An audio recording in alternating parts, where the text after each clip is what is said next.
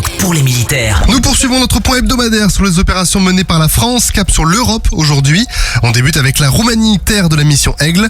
Après la phase de relève opérationnelle la semaine précédente, les soldats poursuivent leur montée en puissance, d'abord avec la campagne de tir baptisée Eagle Fury, qui leur permet de maintenir leur savoir-faire technique et tactique via une manœuvre à tir réel.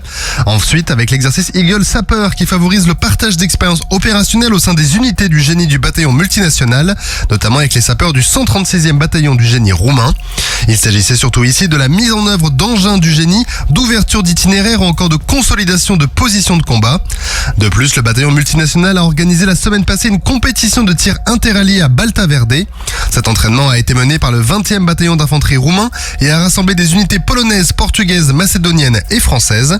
Au cours de cet entraînement, les militaires des différentes nations ont pu partager leur maîtrise en technique de tir de combat. En Estonie, en marge de la participation française au bataillon multinational de la mission Lynx, la compagnie d'infanterie légère ou SEAL est arrivée dans le pays la semaine dernière. La SEAL a pour mission d'agir avec l'Estonian Defense League, sorte de soldats réservistes lors d'exercices qui vise à renforcer la défense opérationnelle de l'Estonie. Cette compagnie, équipée pour la première fois de véhicules blindés de dernière génération Serval, sert aussi à démontrer la volonté des forces françaises à engager les capacités les plus modernes aux côtés des pays alliés. La France est aussi engagée sur les mers. Dans la zone Atlantique Nord, les activités opérationnelles se poursuivent avec le déploiement de plusieurs bâtiments de la Marine nationale. Le chasseur de mines Sagittaire a ainsi poursuivi sa mission en mer Baltique.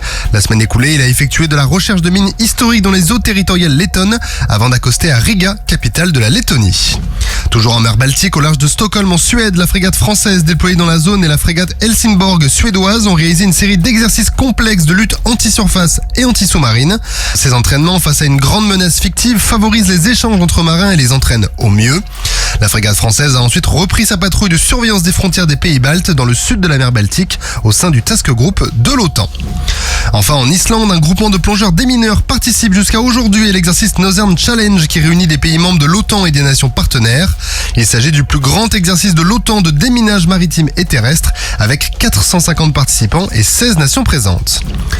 Et on quitte l'Europe pour la zone Indo-Pacifique où la frégate multimission Bretagne, qui est intégrée au groupe aéronaval italien centré autour du porte-aéronef Cavour, a réalisé la semaine dernière un exercice d'évacuation médicale. Cet entraînement réalisé avec le Cavour a simulé une urgence chirurgicale à bord de la frégate française. Les équipes médicales des deux bâtiments ont alors travaillé ensemble pour assurer le transfert et la prise en charge des patients. Le bâtiment de soutien et d'assistance d'outre-mer Bougainville a lui repris la mer pour une mission aux îles Marquises. Cette nouvelle mission nommée Pacific Aito a plusieurs objectifs dont la conduite d'exercices interarmés d'assistance aux populations, notamment en réponse aux catastrophes naturelles, l'affirmation de la souveraineté française des missions de police des pêches dans la zone économique exclusive du Pacifique et le soutien aux îles éloignées en ravitaillement. Sur terre, sur mer, comme dans les airs. Skyrock PLM, en équipe avec Uneo, la mutuelle des forces armées.